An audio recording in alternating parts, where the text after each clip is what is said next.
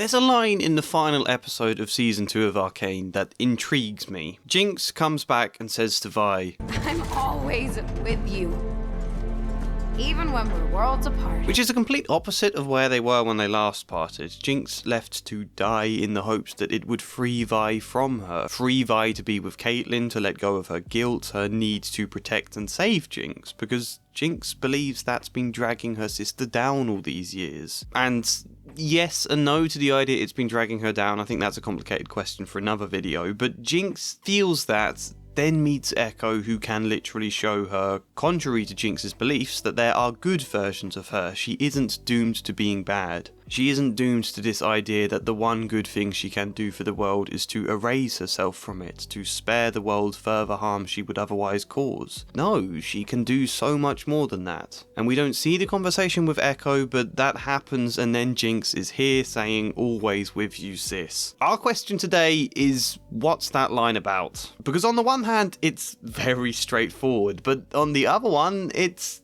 not. It's really not, hence this long video. It raises all sorts of thoughts in me about mortality and how this show explores death and loss and grief, and at its heart I've come to feel that's what the entire show is about, so let's get into it.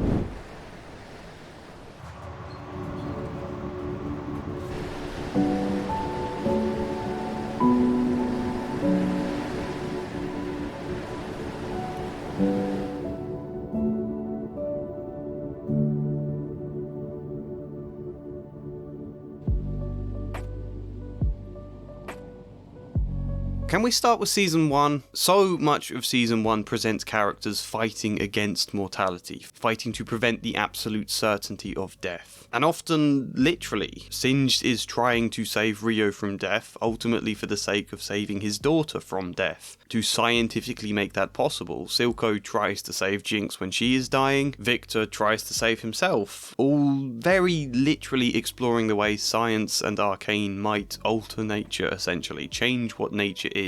You get this great quote from Singed. Nature has made us intolerant to change, but fortunately, we have the capacity to change our nature. Nature seems like the one thing you cannot change, that is totally unyielding, but of course, nature is always changing. That's what evolution is. That's what later leads Viktor down a path of believing in his glorious evolution. He doesn't see it as inhuman or unnatural, because no, something's always pushing environments and nature to change. Why not humans deliberately doing that themselves, consciously changing and directing nature down new paths they decide via the Arcane, which, even not taking it literally, even from just a metaphorical position, is a great idea, because this is what we so often do as people when confronted by, well, the inevitable, or by problems that feel too vast to wrap our heads around. We want to fix them. We start looking for practical solutions, something to do, because the alternative would mean facing a frightening truth and feeling totally helpless to do anything about it. So like, if there's something you can do, whether or not it literally changes anything, you then don't feel as helpless. Jace talks a lot in Season 1 about how they're going to find a way to save Viktor. That's kind of all he wants to say on the subject of Viktor's illness. We're going to find a way. It's a thought that then spares Jace from having to process loss or reflect on the fear. He just says that and then goes off with Mel and thinks about the council instead. I don't need to think any more about loss or possible grief because we're going to find a way. You should be with him, Jace. We can't change what fate has in store for us, but we don't have to face it alone. It's not exactly the same, but it does make me think of a lot of real things in my life. The most obvious example, I think, is when my nan first got sick. My uncle went into full doctor mode, talking all of the practicalities about what's needed, what needs organising, fixing up a bed, all those things which are important, but are also partly a defence, shutting down the emotional side to just think about that. Or there's like those times when you talk to somebody about depression and you feel like the one thing they cannot do is sit with that emotion. Like it's too overwhelming, but they don't want to push you away, so they fall upon the practical things around it, offering to make you a cup of tea, or to help you clean, or solve some specific problem. Whatever they can do that isn't facing the dark thought. There's no clear fix here. It's not as simple as that. I don't know what to do or how to help. That thought itself, that specific emotion, is a really, really difficult one. I love Jace and Victor's story for how it touches on those ideas. Victor is the one facing mortality. At first he's told to accept it by Heimendinger, in a slightly insensitive way, which I think then leads him further into resisting, trying to fight his own mortality, and then the horror of what that fight causes. The consequences of fighting nature pushing him then into a position where he does accept death as best as he can hope for. He tells his partner it has to happen. He has to die, the hex core has to be destroyed. Consciously changing nature means risking the loss of our humanity, so he won't do that. However, when death then comes very suddenly, Jace panics. Jace, who has outright avoided reflecting on the reality of losing Victor, spoken of finding a cure without really facing the struggle of trying to do that and the worrying possibility he might fail to do that. It's just a solution, he said. All these feelings were denied, and so now when they're placed front and centre, when they're unavoidable, he's not ready to process them. He panics. He forgets what Victor made him promise. I mentioned in my video on episode 1 of season 2 how great the decision is to cut between Jace seeing Victor and Jace rushing to save him, because it makes it feel like emotionally Jace is still stuck in this moment, like time hasn't really passed. It makes it feel like no thought is really crossing his mind. You feel the trauma of this scene so much more as a result. It's really, really powerful. And so for the next long, tireless set of days, nothing is on Jace's mind except saving his partner. It's both a heroic, incredible, scientific marvel of success to save Victor the way he does, but it's also very much a failure to process the loss Victor wanted him to process. And when Victor comes back, he's not the same. It's hard to tell how much of him is in there and how much is the hex core. Gradually we see less and less of Victor until the great artistic decision to have his eyes closed in his final form. I think that's great. Also, sacrificing Sky. Her death was precisely what first horrified Victor about the hex core. Then he gets to see something of her again through the Arcane, yes, but to sacrifice her once more, only this time deliberately choosing to do that? That says a lot about Victor. And so, what we've got so far is an idea that fighting mortality is a dangerous thing to do. Twisting nature risks warping our humanity into something dark and cold, and all of the things we're meant to visually associate with, like, Singed and his shadowy cave and mad scientist vibes. It's not a good thing. However, it is also natural to want to fight mortality. I think that's the interesting contradiction. I think that's something we need to explore more in a moment. But yes, that's just Jace and Victor, and just them through season 1 and the start of season 2. The theme goes beyond just them. There's a lot to decipher, the way, like, Victor tries to decipher the hex core and its strange runes, its unknown language. How much quicker it all would have gone had there been someone to teach this language. Questo video è offerto da Live XP! If you followed my channel for a while, you may have heard me mention on odd occasions about my love for the Italian language, my desire to become fluent in it. I got fairly good, but I fell away in the end. I couldn't stay motivated and I had all sorts of gaps in my understanding because I was learning on my own. My pronunciation is probably also bad because who was there to correct it? Live XP reached out to me about a month ago to discuss sponsorship, and it felt like a good opportunity to get back into it. The app, the website's the place to be for finding skilled language tutors. Over 2,000 of them with 30 different languages. You sign up, you pop in what your native language is, what you want to learn, what level you're at currently, also what your interests are. Football, film and TV. No, I'm not going to select psychology, I talk about that far too much already. Based on all of this, it recommends tutors. You can look at their profiles. They have little videos you can play to get a clearer idea of what they're like. When you find someone right, you book a trial lesson, schedule a time, and then just drop into the video call. I've had several lessons so far with Marie, who asked me not to show excerpts for her lessons here, so I won't. You know, Live XP does do all the vocab and grammar learning stuff if you want. The online exercises, you can take notes during your lessons as well, keep them stored on the site, practice on the site. There's a lot of stuff bundled into one place, but for me personally, it's the lessons I want. Someone human to talk to have a joke with, to encourage me to keep attempting to talk in Italian. Offers though, that's the thing. Live XP are offering you a trial lesson for 99 cents and then 30% off a monthly or quarterly subscription with the code TREE30. So, you know, se volete imparare una lingua, I don't know how to say book a trial lesson. Prenotate una lezione something. Do that though and see what you feel. Live XP. In Season 1, we see Vi trying absolutely everything to, in a metaphorical sense, prevent the death of Powder, the younger, more innocent little sister she knew who has become Jinx. That's a thought Vi cannot accept, fiercely refuses to accept, to the point Jinx then believes her sister is unable to love her anymore, is unable to accept who she now is. Which is kind of true. Vi does get this wrong, desperately pushing the idea of Powder onto a woman who no longer associates with that. However, people in the fandom are often harsh on Vi for making this mistake. People forget she has trauma too. She lost her cool in one moment of anger at the death of Vander, Milo and Clagor. She hit out and then stepped away because she wasn't in control of her actions there. She regretted that and then was prevented coming back and instead thrown in jail to leave her sister feeling totally abandoned by her. That's a horrible guilt for Vi to be burdened with. Plus, I think it was 7 years in prison, and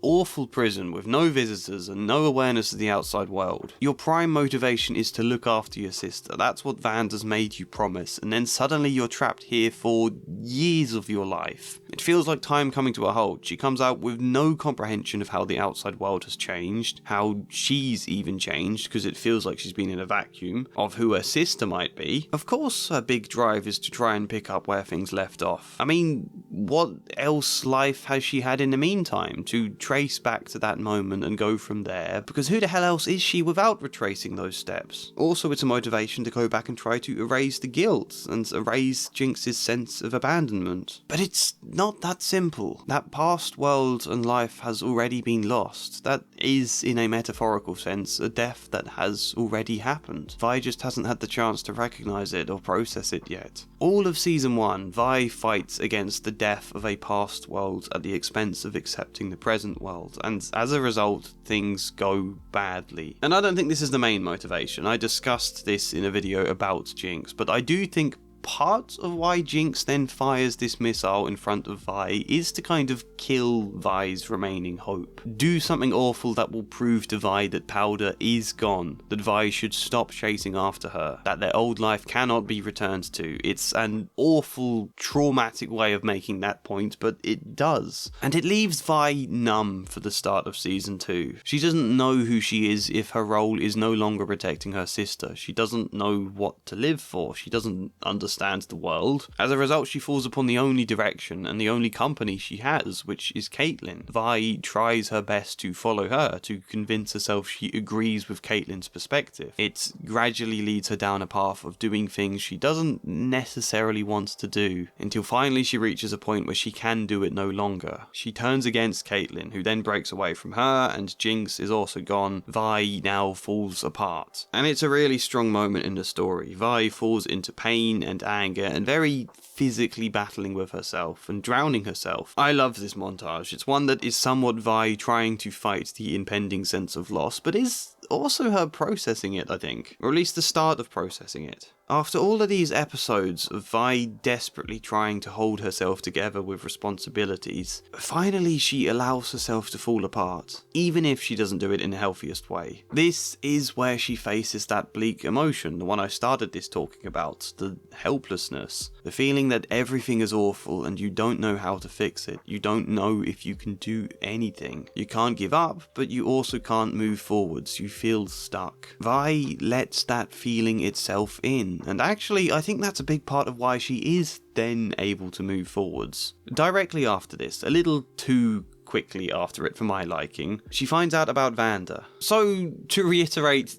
yes, I am kind of saying this is a positive for Vi. The method here absolutely isn't positive. It's too destructive and too shaming, but the purpose behind it I think is kind of positive. After years of Vi fighting the feeling, finally she lets it in for a little bit. And what's particularly interesting is that Jinx is kind of a reverse of this, at least in some aspects. You know, there's lots of different sides to these characters. We're discussing one theme today, but Jinx has been too lost in this kind of feeling. For ages we've seen Vi fighting against the ending, against the loss, the painful sense of change, whereas a lot of the time we're seeing Jinx fighting for it, trying to cause an ending, trying to die and to finish what's left of her family. Jinx is too lost in that feeling of falling apart. Until Isha makes her see there might be something worth preserving. And then there's Vander, who almost helps her believe in her own good again. Suddenly both sisters have a more real sense of hope to return to everything they've lost. Family, belonging. In many ways I think this is why we start seeing Milo and Claggor less and less from Jinx's perspective. She was holding on to them out of guilt and shame and trauma, but also because this is kind of what she needs. This is what she's been yearning for. A sense of family and belonging that Isha and Vi and Vander now provide her with again. The two sisters have somewhat been opposite extremes that need to find a middle ground, but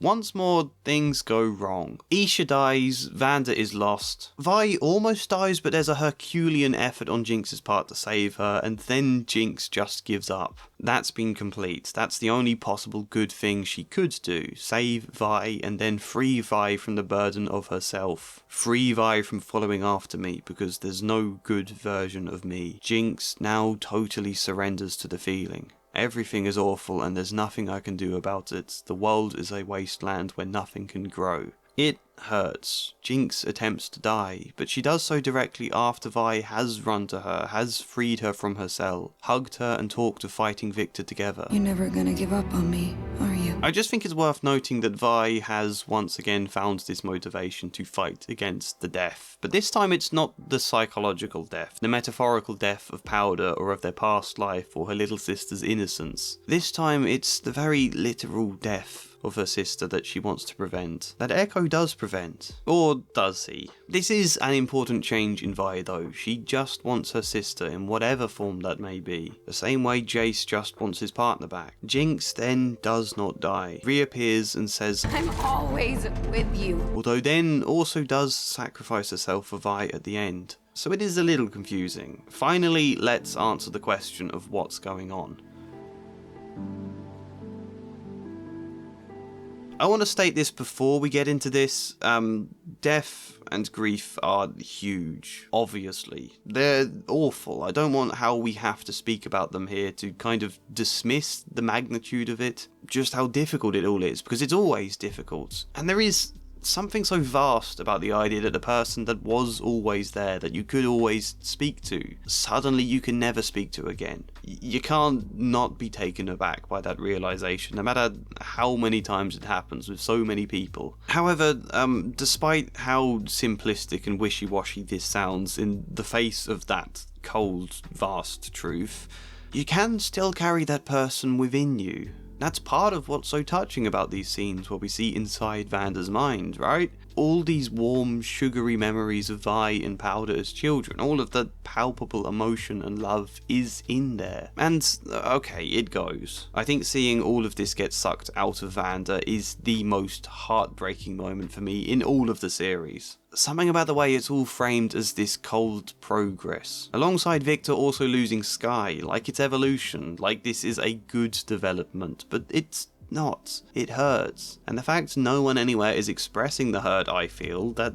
makes it doubly hurt. Vander, who has fought so hard basically to not die, to get back to his family, now does die. His fight has turned him less and less human until eventually he's gone altogether. And all these memories and feelings within him, memories Vi and Jinx hoped to draw out and preserve, they are lost for good. There's no getting them back. And we shouldn't dismiss how much that hurts, but at the same time, they're not lost really. You know, all of this was also within these two. The original montage of entering Vander's mind pulled out of that with Vi and Jinx at the end as the focus. Them reliving all of these same memories right here, them talking about them. Vander is gone, but everything he meant, everything they felt about him, all the ways he mattered to them, that's still inside. We have to accept it sounds a bit wishy-washy, I know, but that's what makes humanity so beautiful in all the ways Viktor failed to understand in his quest to make everyone the same, to remove all conflict and division. In doing that, you're also removing the power for people to affect each other. The power of everything Vander did in his life, in his time as a father to them, for that to be imprinted on their hearts, and to play a hand in the people they become, for better or worse, sometimes worse. You know,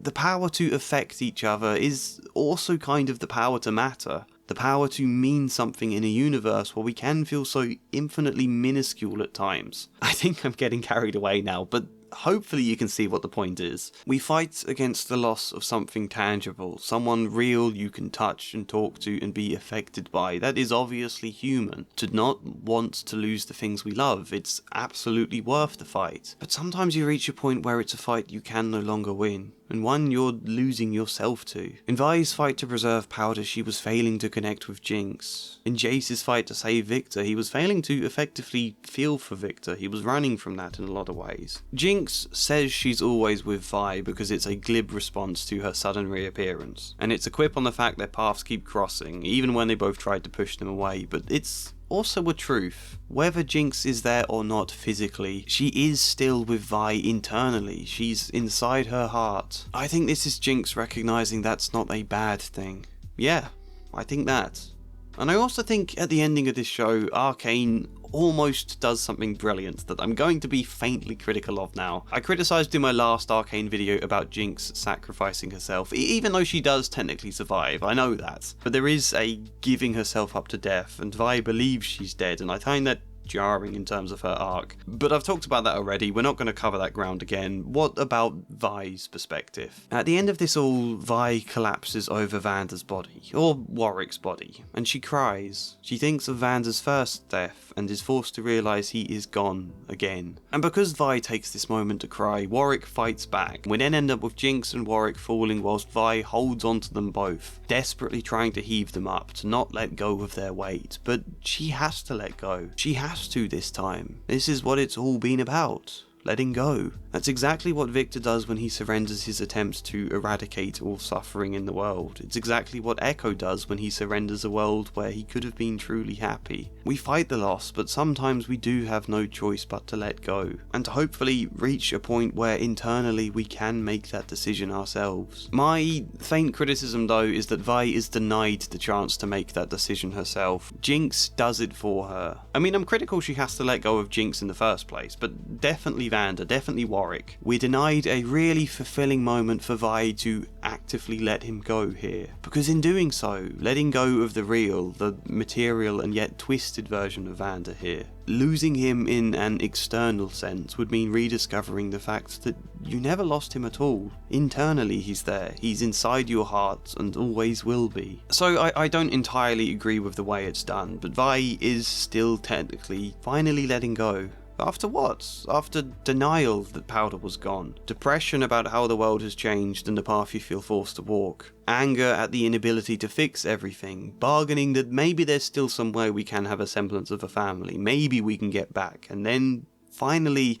acceptance. I might be wrong in that, because the execution doesn't line up perfectly with this interpretation, but I feel like that's the point nonetheless. I feel like that's what Arcane is saying. And I've spent some of my time watching this show just very, very faintly frustrated by how few people die here. How Jinx survived her death, Vander, Silco in his backstory, Viktor twice, Skye sort of, Jinx again, various others, right down to people telling me that Heimerdinger survives this. I kinda wish he wouldn't, because the show gets dangerously close to trivializing the weight of death at times. It's almost too much, almost. But the meaning they're exploring always pulls it back. A show all about exploring the dark and wonderful ways magic and science might be able to prevent mortality, only to end with the conclusion of letting go.